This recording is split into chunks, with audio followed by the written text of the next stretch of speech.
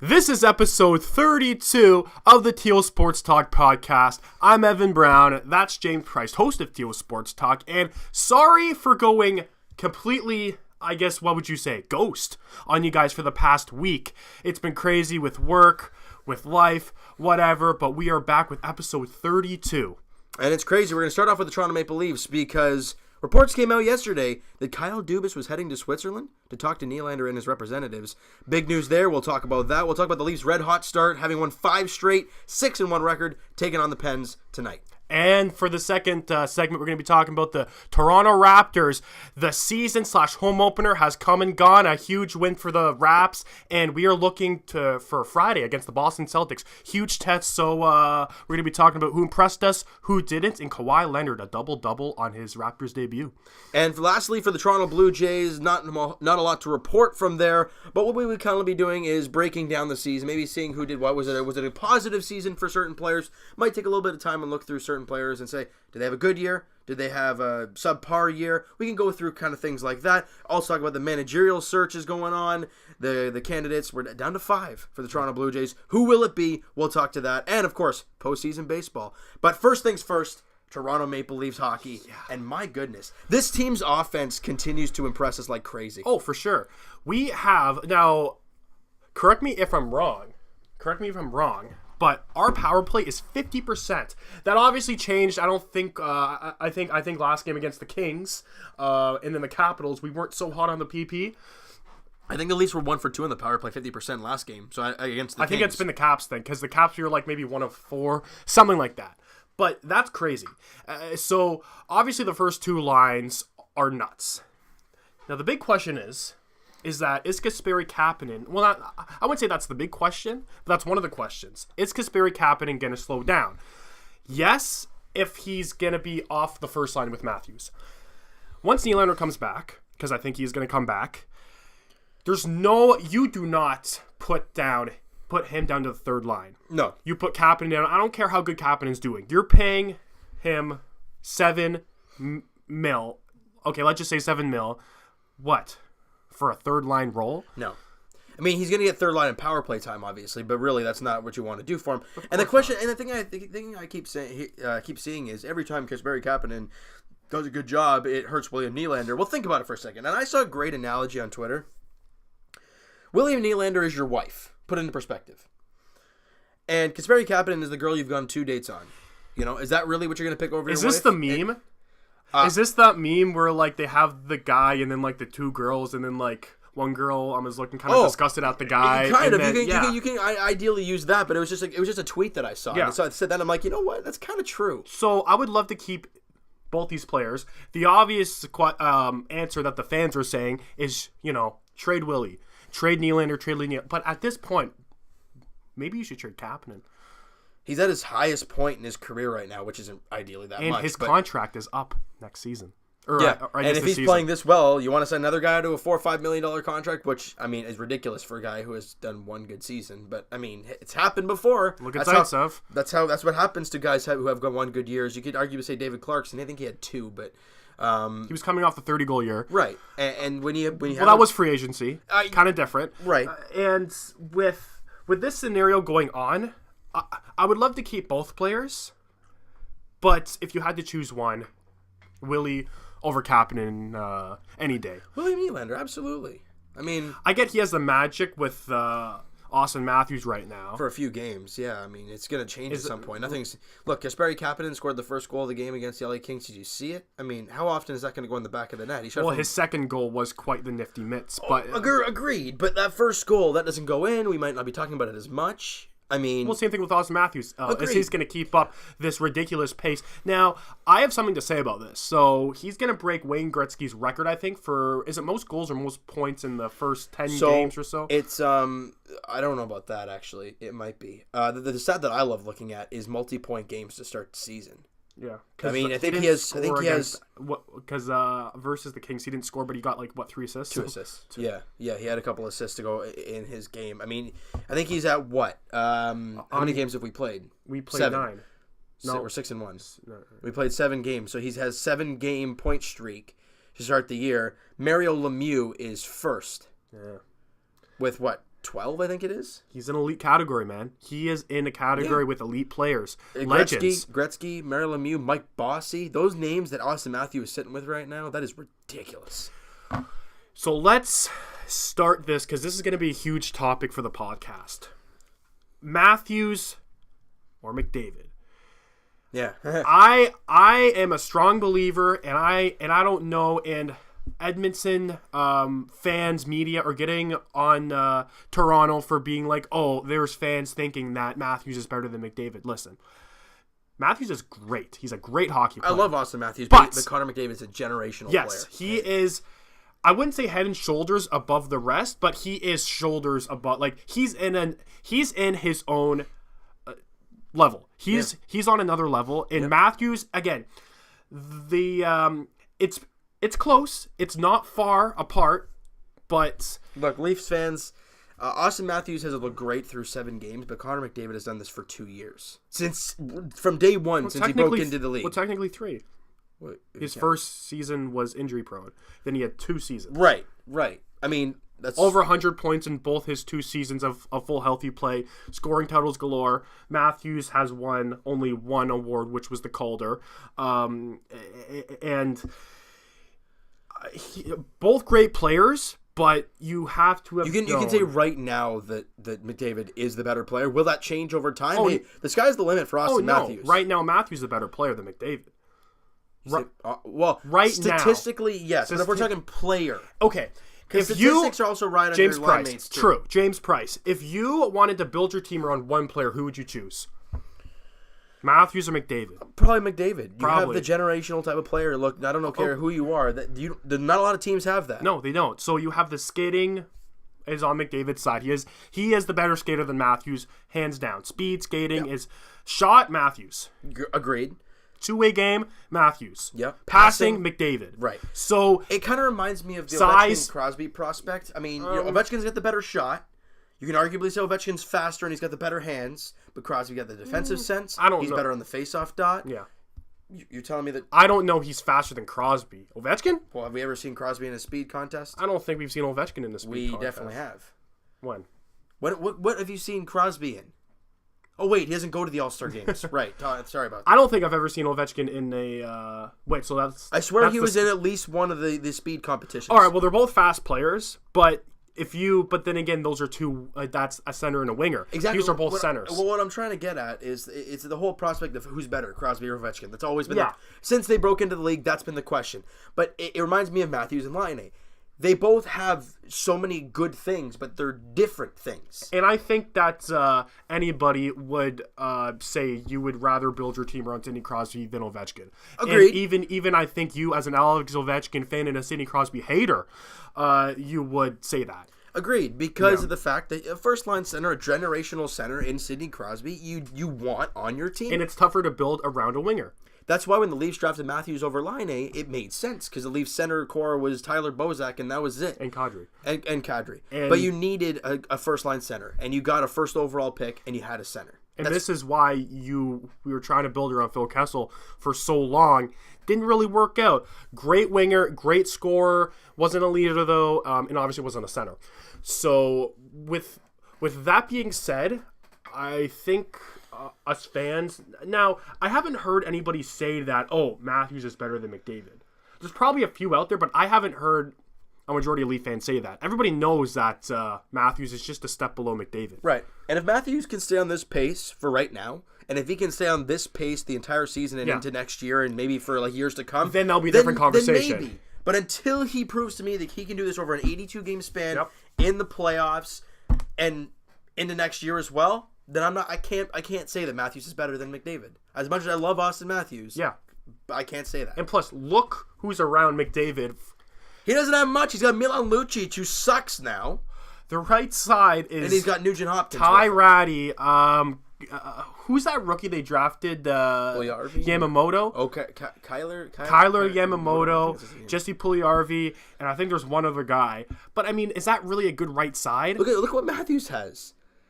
I mean, he's got Patrick Marleau, an established 20-30 goal scorer. Patrick Marleau, Zach Hyman, Kasperi Kapanen, I guess. And firing William Nylander when he comes back. Right. The talent for Matthews is more to work with McDavid just as a whole is a better player. He's putting up 100. Look, they didn't even make the playoffs last year, and he put up 100 and he won the damn trophy for getting the most points in the league. And you can argue if McDavid was on this team. Oh my God, I can't even imagine. No, I can't even imagine. And if Matthews was on the Oilers, yeah, it's a question that obviously we'll never learn. Really, no, we'll never learn the answer to it. But it is interesting. It is, and you think about it, right? Austin Matthews, I mean, us as Leaf fans, we can't worry about him being better than McDavid. I could care less if he's better than McDavid. He's a Toronto Maple Leaf, and he's a damn good player. And plus, the one key factor is which team's better. I don't care if McDavid is better than Matthews. What team is producing wins? What team is not struggling with their power play or their goaltending or their defense? Well, maybe our defense, but not our goaltending. We have a better goaltender that can help us out with our garbage defense. They don't have defense, and they don't have a goalie right now in Cam Talbot. He hasn't been playing well this year. Would you take their defense over ours? Oh, boy. Healthy Sekera, healthy everybody on Oilers and on us. I want to look that up now. I want to look at their decor now. Just going off the top of my head, they have Darnell Nurse. I would love a Darnell Nurse. He's a grindy guy, and he's big. He's a 220, 6'4". Yeah. You know, and he can shoot the puck very well. Yep. So, you obviously have Andrei Sekera. You have Oscar Klefbom. I like Klefbom. You have Adam Larson. I love Adam Larson, but he's not worth Taylor Hall. I just want to go to that. Evan Bouchard, they just drafted, and they're playing him. I mean, that tells you right there what their decor is like. He's played all three. Well, he's played 3 of the 4 games, and he's one they just drafted this past year in the draft. They don't have that blue chip defensive guy. They don't have a 50-point defenseman, and like we have Morgan Riley and Jake Gardner. They have more sound defensively type of guys. I'm not gonna lie. Like they have a better two-way game. I'm gonna go right through their decor right now, real quick. Matt Benning, Evan Bouchard, Jason Garrison. Well, he's on a tryout. Yeah, well, he's kind of done for me. I mean, the guy's 33 now, and he hasn't really not in that just anymore. For leadership. Klefbom, Larson, Nurse. I like those guys. And healthy Sekera and a Chris Russell. You know what? It's not terrible, but on the Oilers defense, you don't have that guy, the star. No, you don't have what we had Morgan Riley, right? And he's what? 50, could be even 60-point defenseman. Depending on the way his season has started this year. He didn't have a point in his last game, so he's in a little bit of a slump. No, I'm kidding. He was a +2 in that game as well. He what's he on this year? +7. I mean, throughout his entire career, he's been a minus player, so that's great to see. 13 points in 7 games for Morgan Riley. And then you look at Travis Dermott, who has shown me a ton. Yeah, on the defensive side. He can skate. He can defend. He just needs to put up a little bit more points, in my opinion. Yeah. But that comes with 1 age. assist in 7 games, and he's a -2. Yeah, okay. But I mean, he's playing with what? He's playing with the bottom feeders like an Ozhiganov, Marincin. He's playing with guys who bounce onto the line. Are you surprised that Justin Hall hasn't gotten a chance? I'm very shocked. Me too. I'm really shocked. I mean, the way I've liked Ozhiganov at times. Marincin hasn't looked bad at times.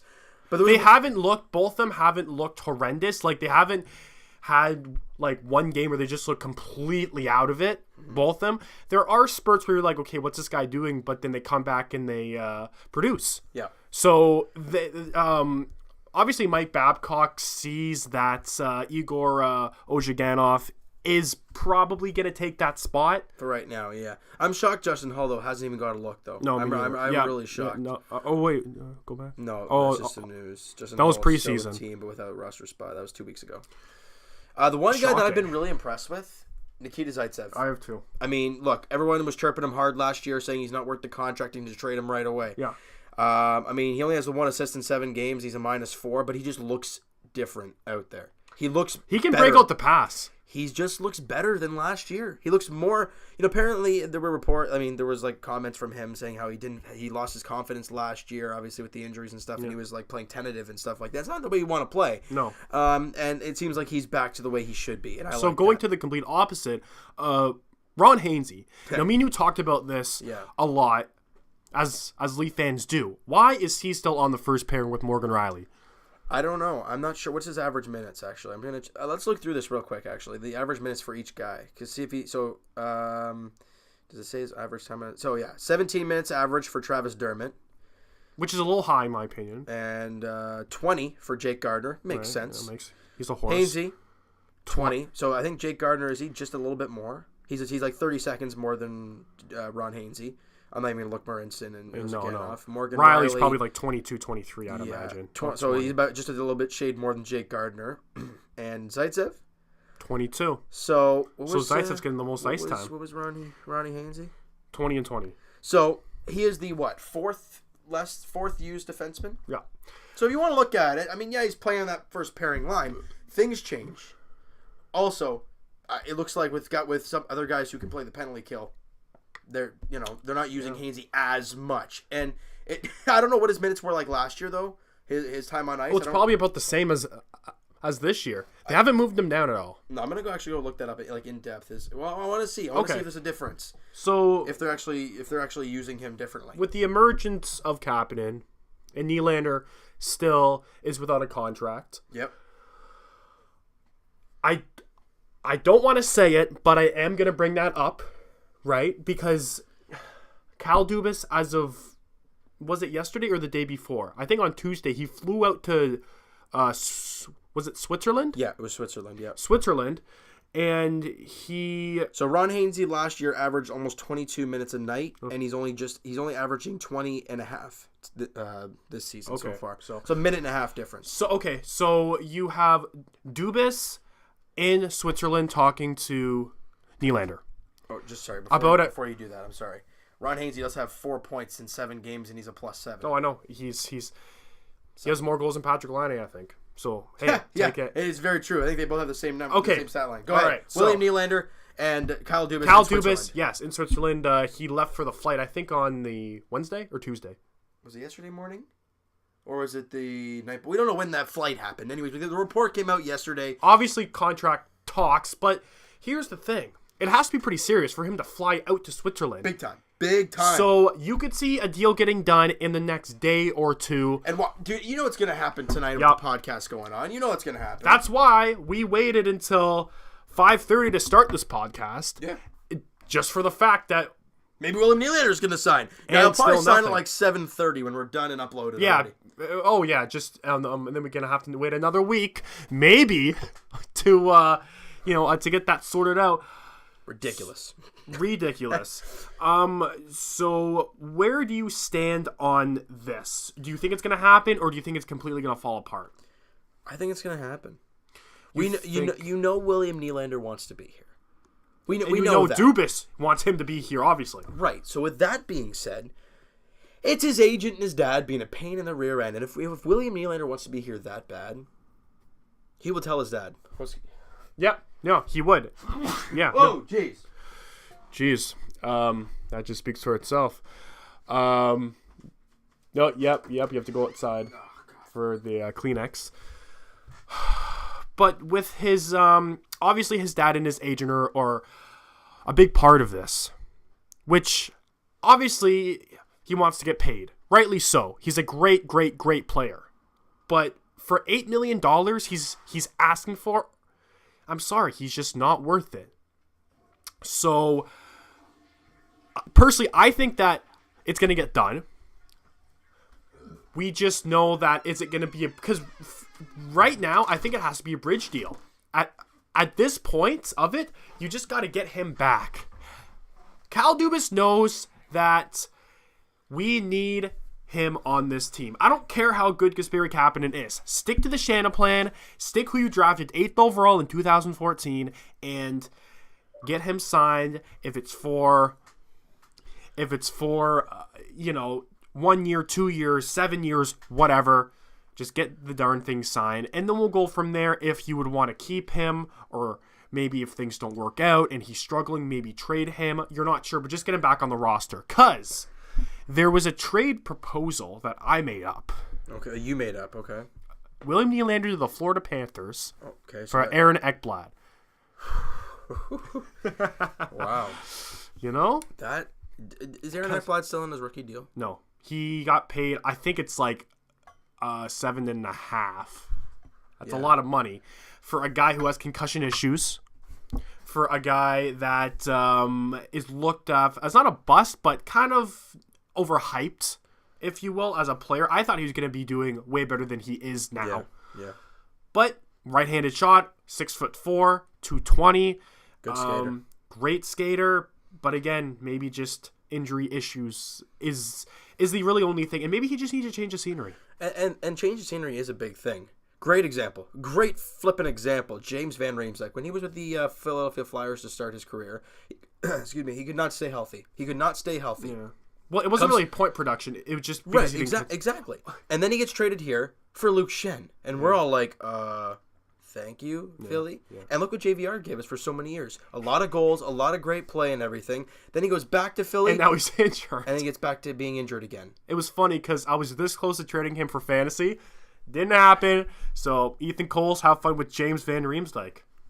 Or just drop him. That's brutal. I hate making these trade proposals, but would you consider it? Because this is a very, very... It's tight. I don't know if both teams would do it. Again, this is my trade proposal. I have not read anything supporting this at all. So, for me, I would say absolutely not. Just for the fact of, I know, look, the right-handed defenseman, already on his contract. I love it. Great, beautiful. The fact is, we don't want William Nylander getting past $6 million. 6.5 is our maximum, correct? You're putting. I know he's a defenseman, but like you just said, he's already making 7.5. Is that right there gonna hinder you in signing Matthews and Marner? But I think the reason why is fans would be more flexible with that is because we need someone like Aaron Ekblad. Look, fans would be. But knowing that you have to sign Matthews and Marner, and if we're freaking out that we don't want to sign Nylander for 7.5 because we need to sign Matthews and Marner and making him at 7.5, might not, we might not be able to sign them that way. You're trading Nylander, great defenseman, that's great, beautiful. But you want to sign your guys. Okay. I think to me, but that's going to be only a $1 million difference from what Nylander would be probably getting 6.5. Hey, it makes a difference. It does. Oh, no, it does. But so that's the only reason why you wouldn't go after him is because he is making... I wouldn't say Aaron Ekblad's overpriced because that's a guy who can give you 25 minutes a night. That's a guy who can pot in a couple goals. That's a guy who can potentially be a 50-point defenseman like Morgan Rielly. Right. He's still young enough. He's, 22 years of age. Same draft as Nylander. So that is a possibility. I would definitely consider that. I mean, it's definitely something you can definitely consider. Because look at the Seth Jones and Ryan Johansson deals. Yeah. Both teams needed either a center or defenseman. Nashville needed a center, and Columbus needed a D-man. Yeah. Obviously, now we know Seth Jones is and will be the better player than Ryan Johansson, but at the time, they were looked at as equals. Could Aaron Ekblad be better than a William Nylander? Maybe. I mean, they're both 22 years old. Look, if he's anything like he showed in his rookie season, I think it's doable. Like Aaron Ekblad. But from Barrie, Ontario too. Yeah, homegrown.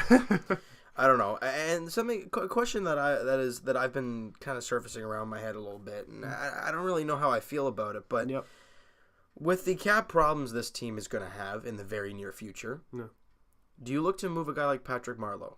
Now, I know what he's done for the team as the veteran presence, and I understand what he's done with the 20-goal seasons and obviously in the first line with Matthews right now. But he's making $6.25 million next year as well, so he is still here. So even if you sign William Nylander, that contract for Patrick Marleau is still going to be on the books. Do you look to move Marleau maybe at the draft or something like that and then open that up to sign those guys? Or... I don't know. What are your thoughts on that? You have to realize Ron Hainsey's contract's up this year. He's making $3.5. Thank God. That's a large chunk. Right. That could be okay. So let's just speculate. As Matthews is playing now, Matthews gets $13 million. Let's just say let's highball it. Yeah. 13 mil, and Mitch Marner gets 9. Let's just say Mitch Marner gets 9. So if I do the math right, that's $22 million right there. So Ron Hainsey, that's 3.4 mil off the books. Yeah. Okay. And then if you move a guy like Patrick Marleau, that's a total of 9. You're basically paying Mitch Marner's contract. And then Jake Gardner's making 4.5. Boom. So what do you... Well, yeah. I mean, that's 2 defensemen you're losing, though. So what are you going to do? Yeah. No, it's a question. And I think for Patrick Marleau, Lou would have had to say, okay, in the first 2 years, you can stay with this team. When Lou was with us... Matthews and Marner were getting signed at the same time when their ELCs were up. Right. So they had all this planned out. Now, I don't know if Lou said this, but I would maybe he did say, okay, Patrick, you play for the first 2 years of your contract, and then for the last year, you retire. Because if he retires, then I think that's dead salary, So we don't have to retain anything, or his contract just off the books. Look at what Hendrik Zetterberg did for the Red Wings. Yeah. Look what Marian Hossa did with the Blackhawks. Yeah. Had a skin condition. Yeah, right. And he was making like close to $8 million. Yeah, he was making a ridiculous amount. He was of like money. 7 something. So I think that's what they told Patrick before he signed the contract, saying, man, we're going to be having too many rookies up in the third year of your deal. You're going to have to either retire or, I'm sorry, but we're going to have to trade you. Yeah. Because I don't think he... listen, I love Patrick Marleau, but 6.5, that's a lot of money. Yeah, it is. That's a lot of Especially money. for a guy who's going to be 40. Yeah, and if you can get Ron Hainsey and him off the books, that right there is a ton off of your... Well, that's $9 million. That's Mitch Marner. Plus the cap you already have now. And this is all expecting that they're going to sign to that deal, right? And this is all... this is all expecting that they're going to sign Matthews for 13 and Marner for 9. It would be in the ballpark. Yeah, well, that's what I'm saying. We're highballing it. And if you lower that a little bit, because I think Marner, I mean, look, he's a hometown boy. Obviously, he's not Toronto, but like he's around the area. I think Mitch Marner's worth 9, to be honest with you. He's worth it. But will he think this is probably his best chance to win and maybe take a little bit less? That's what we said about Nylander, dude. Mitch Marner was born a Leaf fan. We don't know. John Tavares could have taken $13 million to go to San Jose. He chose 11 to come home to Toronto. They have to realize, I don't know that Matthews is going to, I think that he's got a bit of a personality, which is great, but I don't think he's going to take a pay cut at all. Mitch Marner is the one guy that I can see taking a pay cut. You are right. I don't know if it's going to happen, though. I mean, I hope because if they all take pay cuts. I know, right? And if they all can... That would be great. You could even get Jake Gardiner back. I don't think so. Well, look, I mean... Would you want him back? Yes. He hasn't... Dude, it's been 7 games out of 82 games. Oh, no. I get it. But Jake Gardiner has as many shots as we do. 0. He hasn't registered a shot on net. Jake Gardiner in his last 2 games has recorded 4 assists. No, I know. We know what Jake Gardiner can do. He looks terrible. He can produce points. Great. If I don't like how you're playing, and if you give up as many chances as you do, I don't like Jake Gardiner. I've tried to like him for so long. I really have. But I took him on fantasy, for God's sakes. Well, that's your issue. No, but the only reason I did that is because he puts up the points. He puts up the points. He looks terrible. And I don't know. I think the Leafs have to let him walk. Then what do you replace him with? Well, that's another issue. That's the problem. That's why people are saying... Because Ozhiganov and Marinson's contracts are up at the end of the year. Doesn't mean anything. No. So is Ron Hainsey. And if you're going to lose Jake Gardiner too, that's 4 of the 4 of the 7, I guess, that we're playing this year. Well, you can argue that they're going to sign, Ozhiganov. Marinson again? Maybe just for depth. He hasn't looked that bad this year. But we can't expect those guys to be our main chips next year. Oh, no. I'm not saying that I expect them to be our main chips, but this is when you look at a Kasperi Kapanen, you could potentially move. Willie, I don't want him to move, but this team has to look at the back end. If Frederik Andersen gets hurt, which he did, thank goodness we had Garrett Sparks. If Garrett Sparks gets hurt, listen, we brought up the guy we got in the Matt Martin deal. I don't even know his name. If you want to look that up. The goalie? Yeah. McKemin? He was sitting on the bench. Yeah, I forgot. If Garrett Sparks tweaked his... you're throwing an ECHL goalie in the mix with our defense core. I'm sorry. So, with us talking about all these goalie or the defensemen and free agents and everything, I picked up the defenseman free agents unrestricted free agent list. So we're gonna start off with the ridiculous ones: Erik Karlsson, Tyler Myers. We're not gonna get those, obviously. I would like Jay Bouwmeester, to be honest with you. He's making 5.4 right now. Obviously won't make that again. Maybe. Would you want Jay Bouwmeester on a Ron Hainsey contract, 3.5? How old is Jay Bo? He's like 34. Is he really? He's 35. I don't know. Because you signed Ron Hainsey when he was 37. He's showing that he is slowing down fast.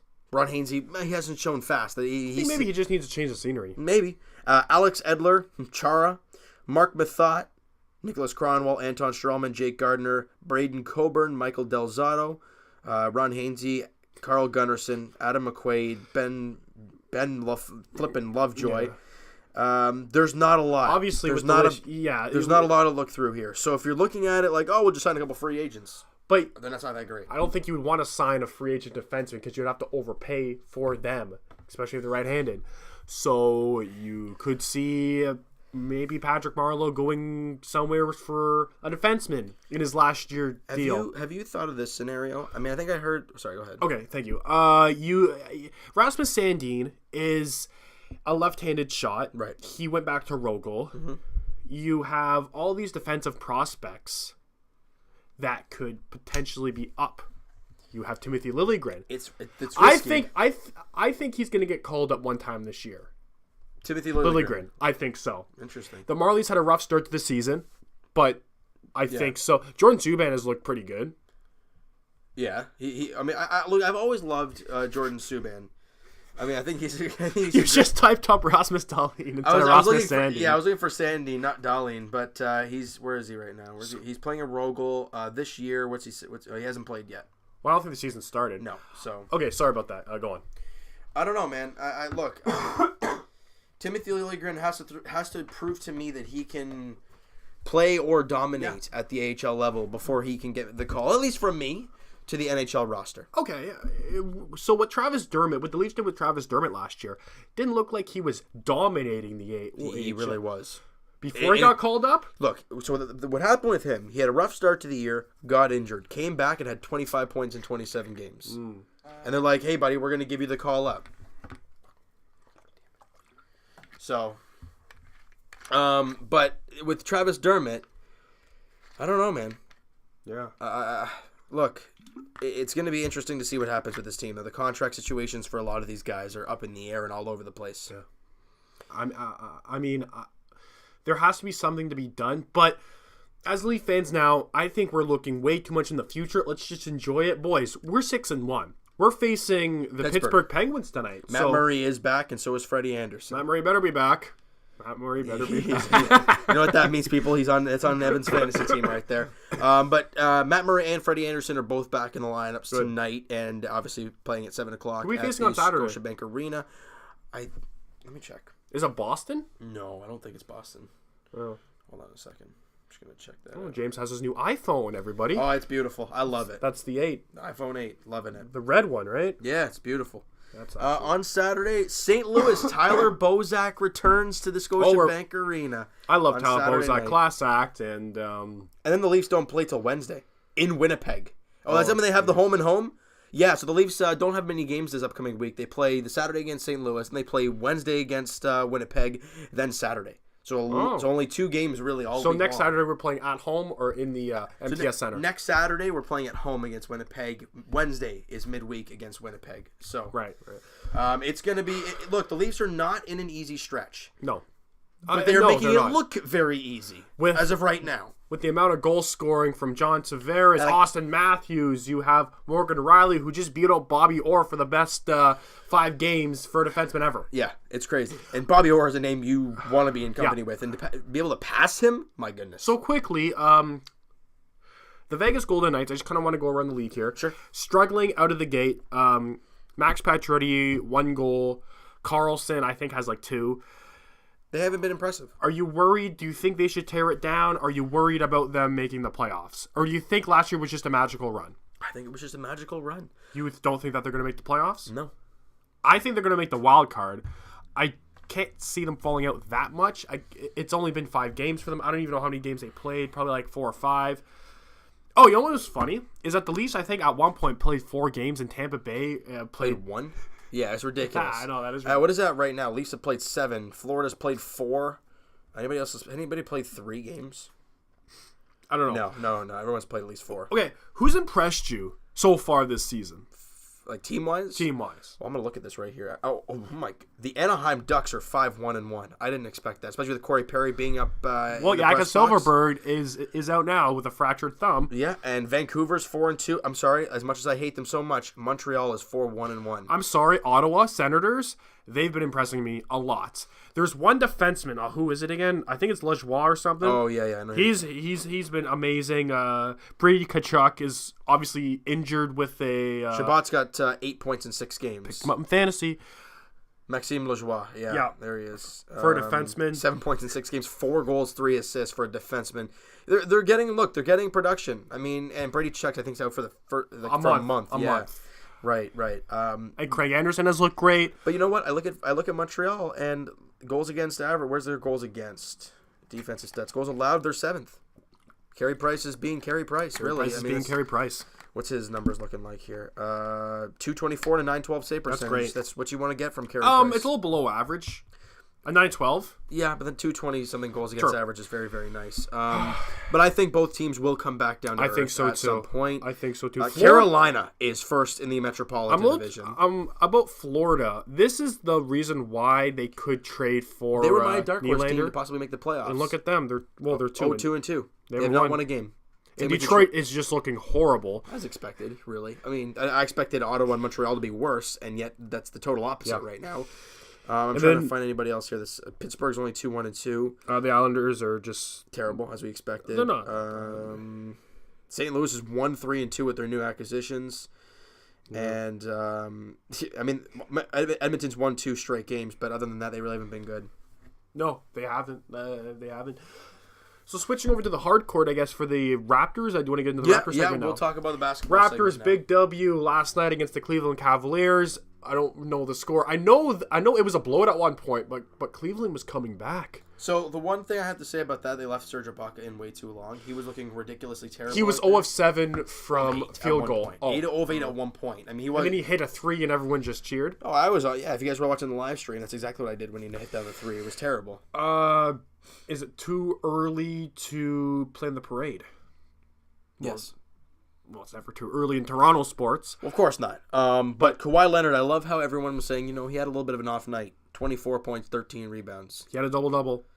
And he only shot 9 of 22. 13 rebounds.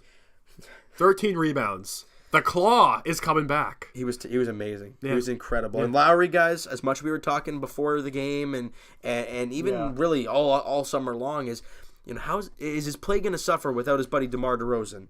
27 points and 8 assists on 10 of 12 shooting. We played great. And 5 of 6 from 3 Mind for Kyle you, Lowry. This is against a team that's not making the playoffs. I don't care what anybody says. The Cleveland Cavaliers aren't making the playoffs this year. And that is why this Friday against the Boston Celtics at home, it looks like it's a national televised game because it's an 8 o'clock at home. Oh. Usually it's not... It's usually at 7:30.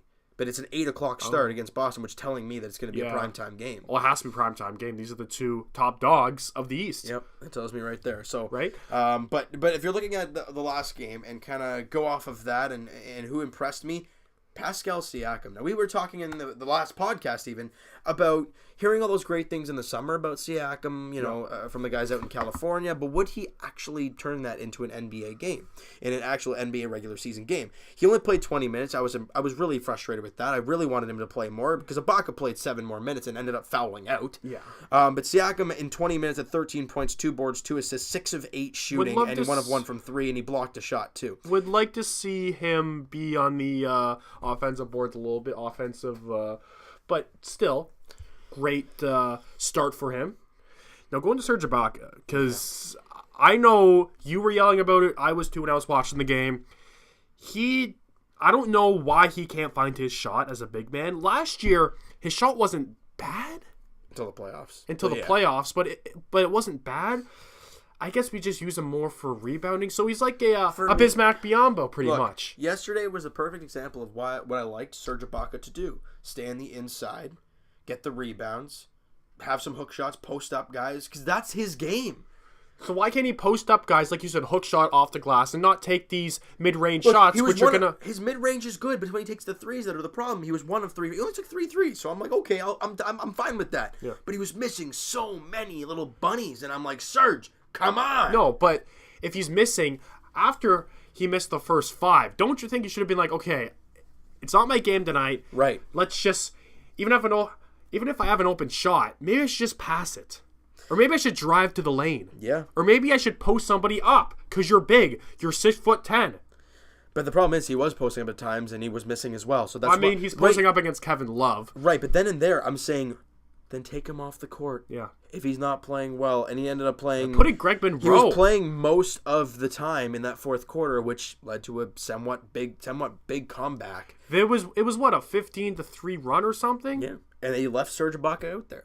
And now you can arguably say that Nick Nurse is coaching his first NBA game, so you can sit in there and say, okay, fine, whatever, move on from that. And the only way to get a guy out of a slump is to play him more, which is true. It's true. But there has to be a reason where, okay, this guy is pretty much losing us the game at this point. Take him out.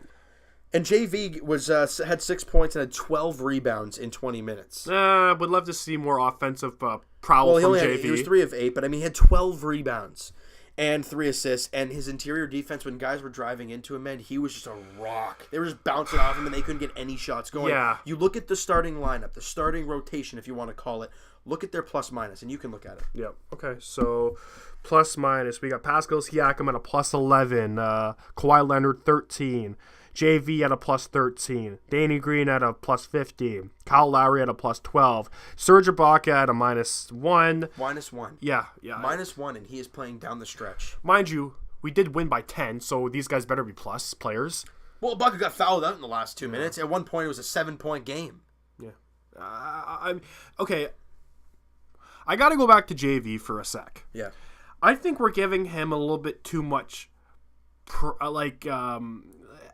I don't think we're being hard on him enough. I'm sorry, but he showed in the preseason he can score. I get it's the first game of the season. I understand that. You're not disappointed about his points? Did he have a somewhat off night? Yes, but he did everything else to help the team win. He grabbed rebounds and he was hard defensively. I mean, that's why I looked at Ibaka as like he was terrible in the offense. Did he block some shots? Yeah, he did. He had 2 steals and 3 blocks. That's great. Yeah. So I'll take that from Serge Ibaka. But from JV, look, would I have loved him to get on the points more? Absolutely, I would have. But the fact that he had 3 assists as well and had 12 rebounds, and like I said, I've said it like 3 times already, his interior defense, whenever guys had the ball down low, he was hard on them, not letting anything easy. Right. It's why he's a plus 15 on the floor, plus 13 or whatever the heck he was. And plus Serge, 13. And Serge Ibaka, I don't know, he didn't look right out there. Didn't. Now again, this 2 steals and 3 blocks are very nice to see, but the rest of the game I wasn't too impressed with. Yeah. OG Anunoby left the game. Yeah, I know, with an eye injury. But I saw that. he will be. It sounds like today from Nick Nurse that he'll be just fine. So he'll probably be playing Friday. Who hit him? I don't know. I think it was the ball, honestly. From what I looked at the replay, it looked like the ball hit him in the face. And Cavs fans are going to say, oh, yeah, but we sat Larry Nance Jr. We didn't have DeLon Wright, if you want to throw it out there. I mean, okay, that's got to... Come on. You're telling me with J.R. Smith in there and with Larry Nance you would have won this game? No. Well, those are 2 good players. J.R. Smith is streaky as hell. Well, J.R. Smith is streaky as hell, but those are 2 starters. Those are 2 starters you're sitting. That's like if we sat, I don't know. Okay, so that's fine. Sure. Did you know the free throws in this game? No. So the Raptors were 12 of 20 from the free throw line. Only 60%. Not good. Guess how many free throw attempts the Cleveland Cavaliers had? The Raptors had 20. Guess how many they had? 35. 39! Oh, jeez. They'd almost double our free throws. Well, that's Serge Ibaka for fouling out. No, but there were a million calls in Kawhi Leonard. He's going into guys, and they're hammering him. And there's nothing. I have never seen, look, from watching a few Spurs games, I've never seen Kawhi Leonard really get too upset. Argue, yeah. He was baffled by this game. Yeah. So you're saying that the refs were a big cause of this? Look, I'm sorry. There's no reason you can have a 20 free throw difference. How many of those did they get in? 17 more than us. This game could have been an absolute blowout. 29 for 39. We were 12 of 20. It's 17 difference. And we still won by 12. Yeah, I mean, that was a problem in the game. Obviously, the Raptors won this game. They dominate. I don't care with J.R. Smith and with Larry Nance. If those calls were different and they were even up, yeah, Raptors easily peasy, no problem. Yeah, but the calls you weren't agreeing terrible. with them. Well, basketball. Leonard got it. No. See, we all talk about. Yeah. This is where I'm gonna. Okay, let me just rant for a second here, please. We talk about this being a superstar-driven league, correct? Yep. Would you consider Kawhi Leonard a superstar? When healthy, yes. Okay, he's healthy right now. So is he a superstar? Well, you could argue about the market he's playing in too. Is Toronto? Why is that a problem? Why is that a thing? Well, why is a superstar-driven league? That's a problem as well. Exactly, it absolutely is. But the superstar-driven league is a thing. So Kawhi Leonard, Raptors shoot the ball, they get the rebound. Kawhi Leonard goes up to the guy and literally clean as day strips the ball out of his hands. He gets called for a foul. He has won 2 Defensive Player of the Year awards. Well, how many fouls did Kawhi Leonard receive? Because I don't Not think... a lot. He got to the line. How many times did he get to the line yesterday? 6 attempts. 6. No. Not attempts. How many fouls did Kawhi Leonard receive? I'm not asking how many times 3. Okay, so that's fairly average for a game. Wouldn't you say yes to that? Look. So you're saying it's a superstar-driven league and Kawhi Leonard's a superstar. 3 fouls in a game's not a lot. That's not a lot. I'm not saying that he got fouled. No. But there should have been calls against him. There should have been calls against Kawhi Leonard. Right. Against him so he would get to the free throw line. He only had 6 free throw attempts. He should have been north 10. But these referees got their finger up their butt, their whistle up their butt. Yeah. And they can't make the calls. Well, you could argue that this is still the Cleveland Cavaliers. This is still... It doesn't matter. There's no LeBron James, so if it's a superstar-driven league, that shouldn't matter. There isn't, but we've watched this game on TV, right? Yeah. There were probably calls in the Boston Celtics 76ers game. The officiating in this sport is horrific. There was one play in this game. I think it was Colin Sexton, the rookie. Came down the court, driving on Serge Ibaka. He loses the handle. It goes out of bounds. Referee says Serge Ibaka hit it. You look at the replay and you're like, not even close. And he's standing probably 2 feet out of the play. So what does that referee decide to do? Okay, hold on, guys. Hold on. We're going to talk to my referee on the other side of the court. Okay, that's my fault. Raptor basketball. How is that guy going to see it over you? You're standing right in front. Look, I'm standing. No, I'm getting up right now. I'm standing right. This is the referee and me. Okay? We're standing out the door and down the hallway, and that's the other referee. How am I not making the call? Well, because they probably reviewed it. They didn't. They just converged. Okay. That's why I'm saying this league is horrific. But at least they did the right thing. At least they did the right thing. But how we shouldn't have to go through that. Maybe he knew that he screwed up, and then he's like, okay, well, let's just make it seem like, because how obvious would it be if he made the wrong call, he realized it, and then by himself he's like, no, sorry. That does happen. No, it does, but maybe he was just trying to cover himself.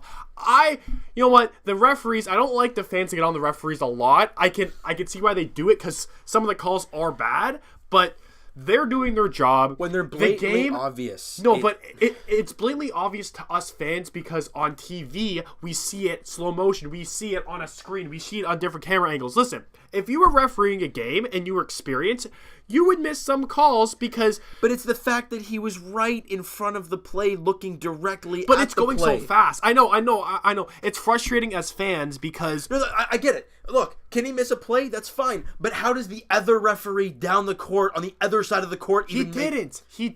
He knew he screwed up when he realized, but again, maybe it was just reaction by him to be like, oh, Cavs ball or something. But there was countless opportunity. Look, I'm sorry. When you get doubled, this looked like a playoff game to me. No, it did. When it came to the officiating. Right. And the free throw attempts against the Raptors. Look, as much as I hate doing that, and I hate saying, U.S. hates Canada, blah, blah, blah. Look, it happened in this game. This is why it was only a 12-point game. It could have been north 20. But this is with every game. We're just saying this because we watched it. And now we got to play the Boston Celtics, so this might get interesting. Well, thank goodness it's at home. Yeah. But with this game, it doesn't really matter if it was at home or not. So, great win by the Raptors. I would like to see them not give the Cavs over 100 points, but whatever. We got the win. It's not bad in the new NBA. It's not too bad. And it's not game one. Look, you have 2 new starters. You have no DeMar DeRozan. You've got a new coach. Yeah. No, it's game 1 of 82. No, I'm not worried about a 116-104 victory over the against the garbage Cavs. I'm not worried about that. I am. I'm not. Sorry, I'm not. So just going around the league here, let's just see the team. Dwayne Casey won his first game as a Detroit Piston. Barely. 103-100 over the Brooklyn Nets. And let's just start with the Wednesday game. Or Tuesday. Philadelphia 76ers versus the Boston Celtics. Did you watch this? No. I didn't. But I was quite shocked that Philly didn't give up more of a fight. Yeah. Jason Tatum looks unbelievable. Jaylen Brown looks unbelievable. Great. He blocked, was it Embiid? Or no, he slammed it over Embiid. Yeah. So they're a great team. They really are. Healthy, and I think Kyrie Irving is going to stay in Boston. That's what we're hearing. Those are the reports that everybody's hearing, that he wants to stay there. So, and obviously, Russ Westbrook out of the he lineup. didn't start. Yep. I would love to see him against Durant again. Well, yeah. He was laughing on the bench, too, at that point. Of course he would, yeah. So Golden State won 108-100 over Oklahoma City. And the funny thing was, the New York Knicks against the Atlanta Hawks. Now, look, the Knicks won, but I mean, look, it's the Atlanta Hawks. It doesn't really matter. Well, single-handedly. This is the thing I love to look at. Look at that second quarter by the Knicks. 49. But they had 70-something points in the second quarter. If you're the Atlanta Hawks coach, you got to be furious. That's embarrassing. Wait, okay, hold on. Don't tell me they were playing in Atlanta. No, they weren't. They were at MSG. This is my flaming hot take. The Knicks are making the playoffs. Well, it's game 1 of 82, and it's against the Atlanta Hawks. Are you surprised about Houston losing to the Pelicans? Yes, very much so.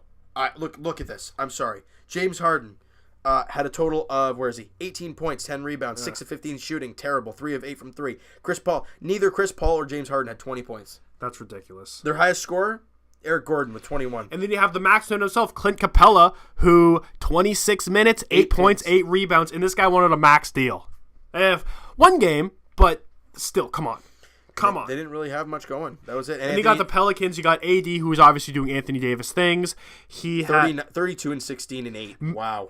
Incredible. Who's that, Mirotic? Yeah, Nikola Mirotic. 30 and 30. 30 and 10. 30 points, 10 rebounds. 30 points, 30 minutes. Yeah, 30 minutes. Oh, yeah. Right. Etuan Moore had 21. Alfred Payton had a triple-double, 10 and 10. What? Julius Randle. I didn't know the Pelicans signed him. He had 25 and 8. He was great. Well, but I mean it's game 1. And Carmelo right? Anthony looked terrible off the bench because he's not used to being off the bench. No.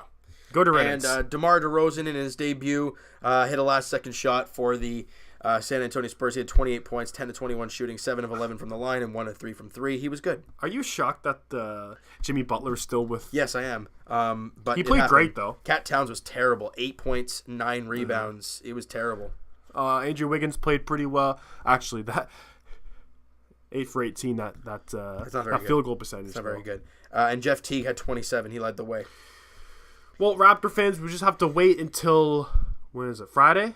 And seeing the two youngsters, seeing what's his face? Oh, geez.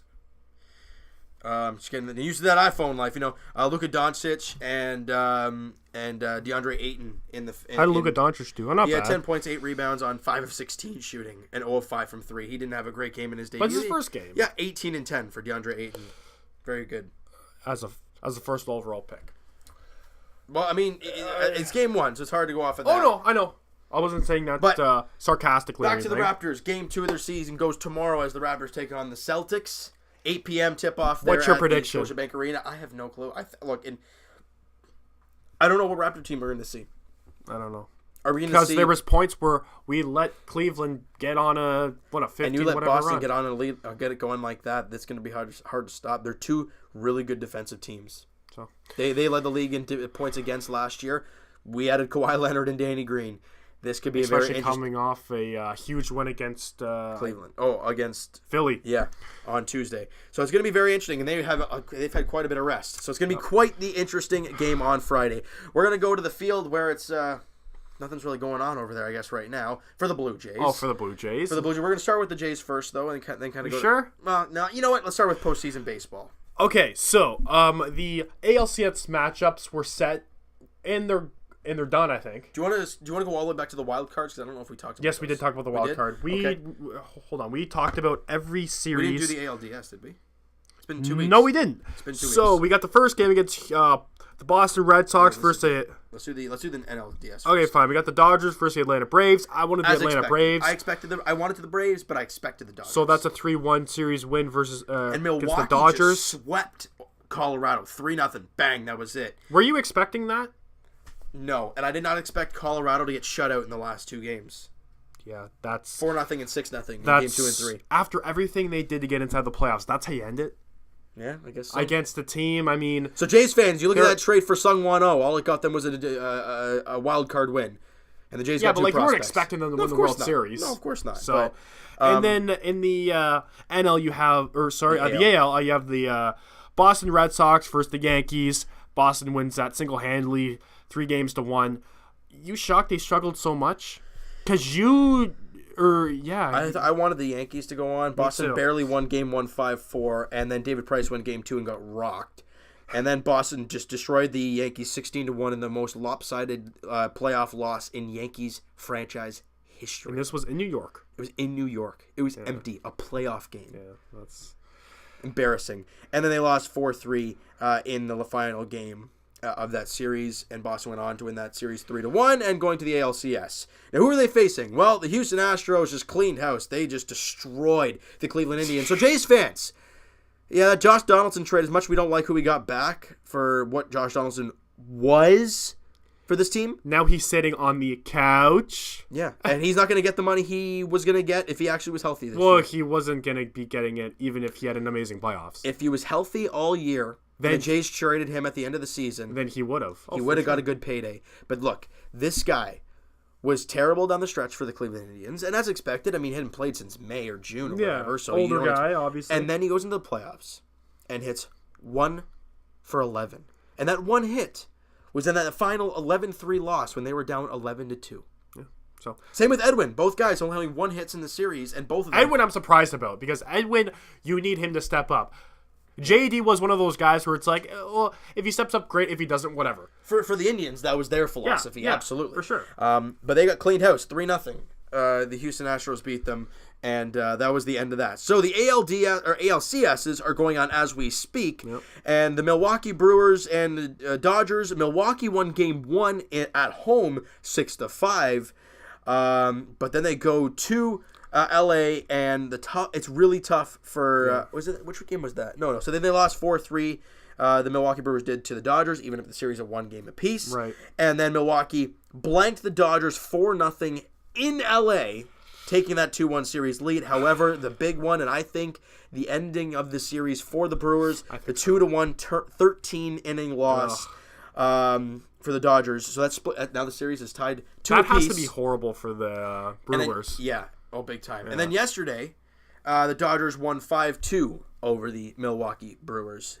No. Oh, yes, they did. Right. Taking the 3-2 series lead. So Milwaukee back against the wall at home. Do you think that they're going to take it to 7 games? I want them to so bad. I want them to make it to the World Series just because they have a team they've never won it. Ever? And you look at the big payrolls in the league. The Red Sox and the Dodgers are a couple of the top-notch teams. Yeah.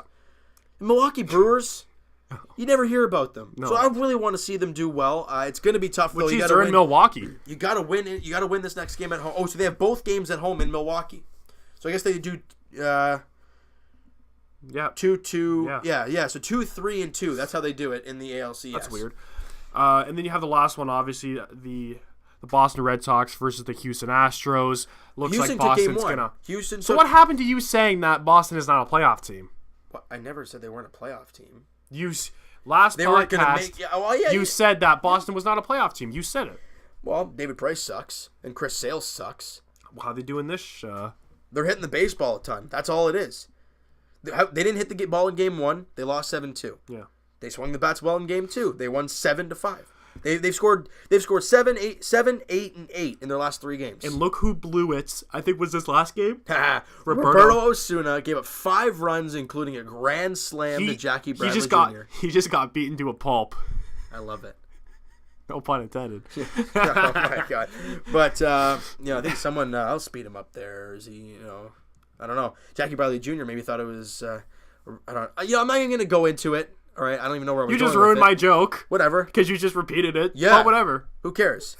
But game, what is this? Game 5 goes on, tonight actually, 8 o'clock, and the Red Sox look to end it down in Houston. Boston went to Houston, has won both games so you far. Oh, jeez.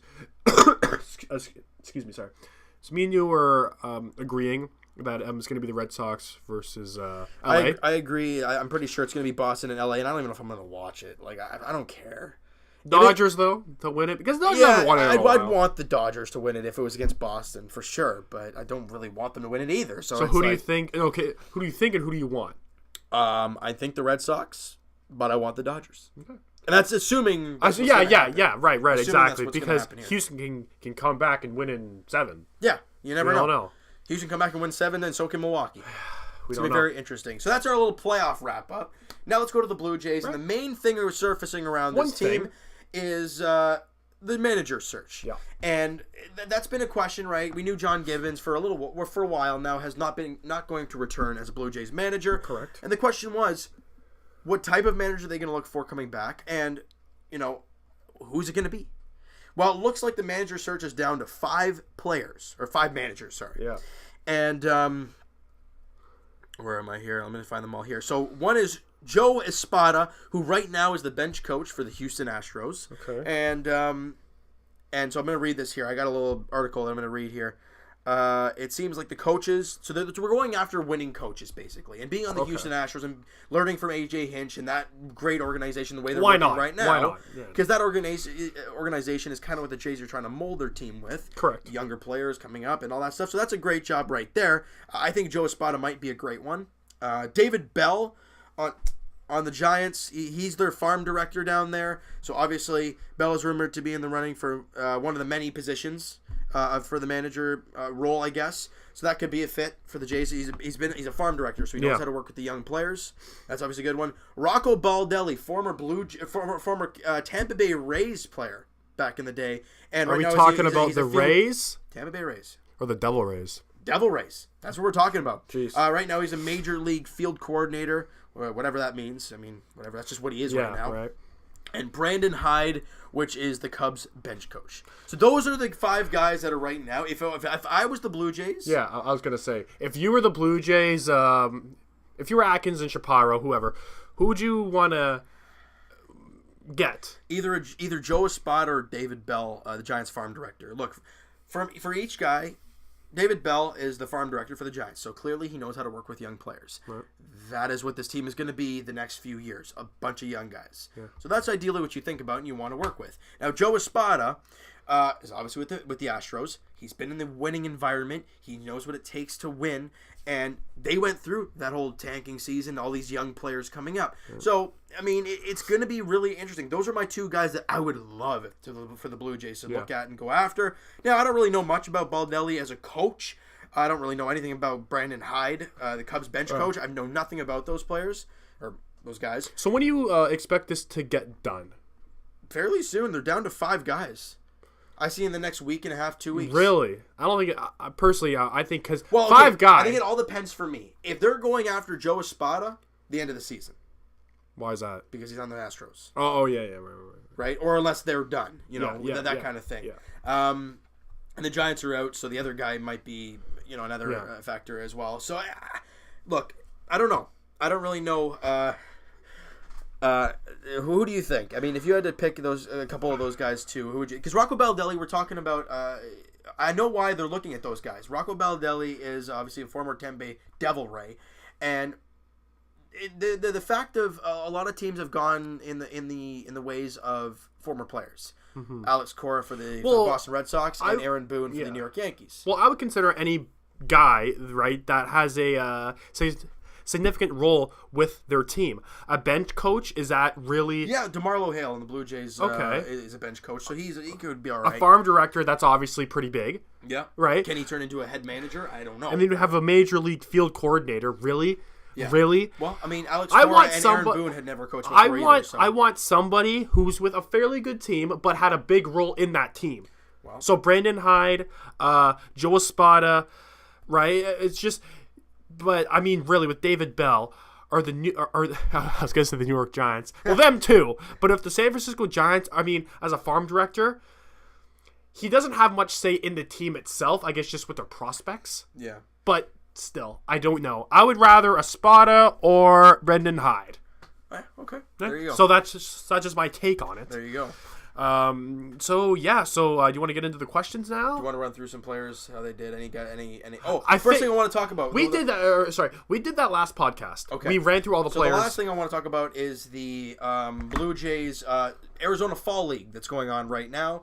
A lot of the younger players, a lot of better prospects, they go to this and just to get some extra playing time and to really. So is this a league? Yeah, it is. It's every team's in it. Every team's prospects are in it. Their main prospects are in it. The Jays have. So what's our record? Like 5. There's like 4. Like the Jays and like 3 other teams are combined for one team. The Jays only have like 5 prospects called? There. I don't know. What does it matter? Oh no. Okay, I'm just wondering what the team's called. Okay, well, I don't know. Maybe okay. So let's just say that it's the Jays, the Tampa Bay Rays, and the Orioles. It would be the Blue Jay Oriole Rays. That's terrible. Or the Toronto Oriole Devils.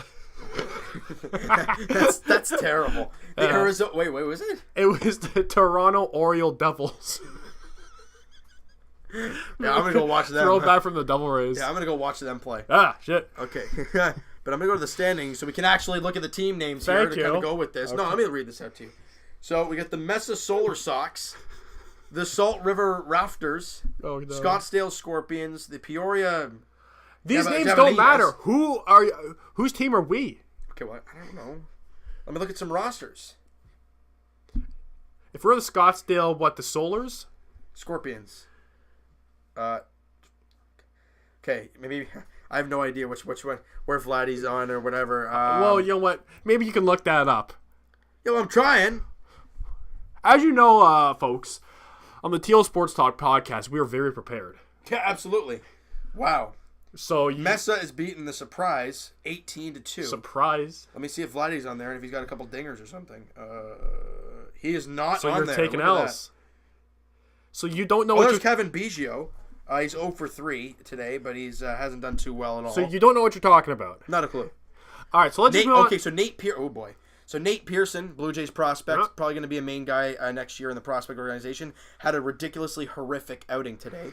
Through an inning, gave up 5 hits, 8 runs, 7 earned, walked 4, gave up a home run. And what team is this?